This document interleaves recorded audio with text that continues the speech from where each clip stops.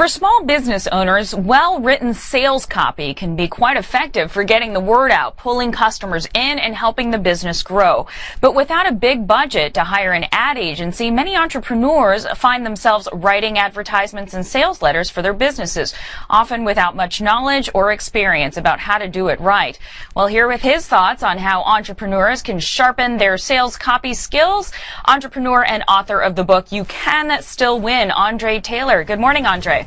Good morning, Stephanie. So first off, explain sales copy, and is there a magic formula to lure in customers?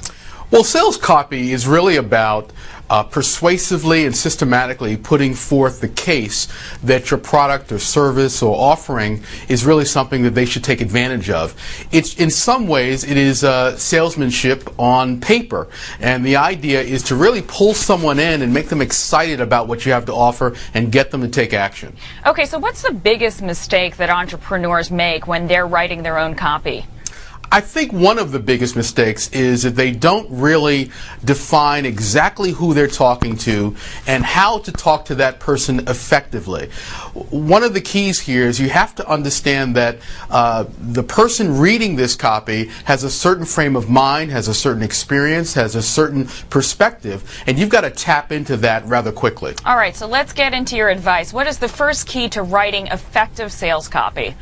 Well, I think the first key is to really get your message down effectively and really put that forth in a way that's quite compelling. You have to know who you're talking to, and you have to have a message that really makes the case. Now, the thing to do there is to remember that as you make that case, you want to stir emotions in the process. You really want to get someone pulled in and excited about the opportunity to take advantage of what you have to offer. You also say that you should decide what problem you can solve and make sure to put that in the copy, right? Absolutely. Deciding what problem you can solve is actually key. I would say that it's paramount, along with knowing who you're going to talk to and what that message is.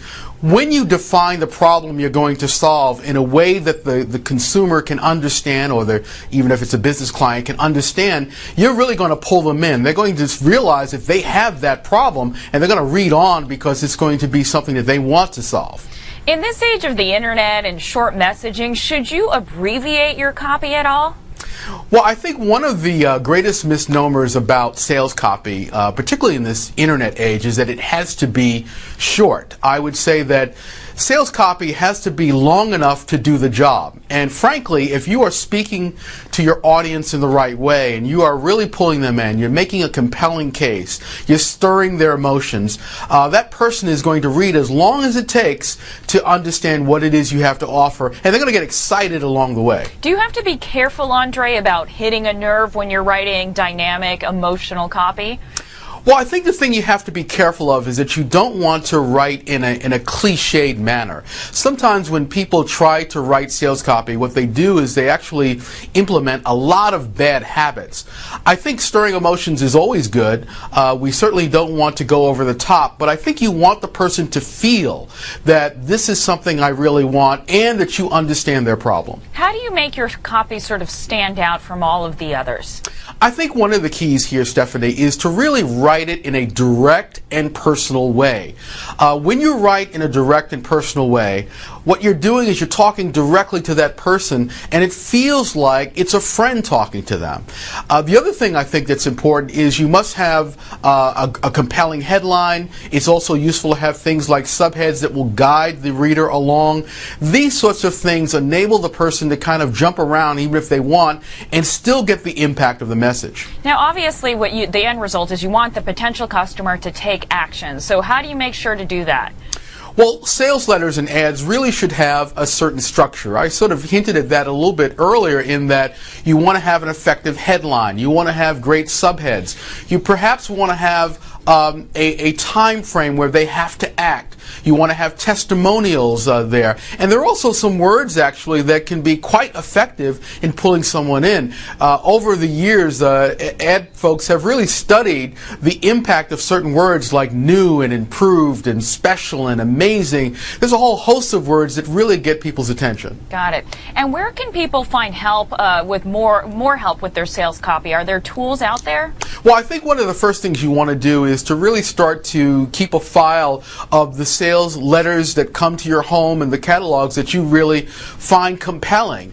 You want to keep track of this and really study this. But there's a wealth of information online about the right words to use, the right formats to use, and so forth. It's really an approach where you have to experiment a bit, but once you understand sort of the process, you can really be very, very effective at it.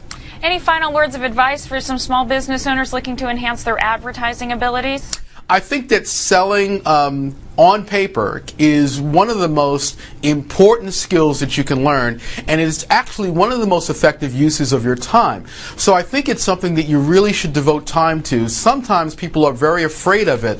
The process really involves playing around with ideas. Sometimes someone will work on a sales letter and develop 20, 30 different headlines to see which ones will work, and they might develop that letter over a series of weeks. So keep in mind that it can take time to really learn this skill.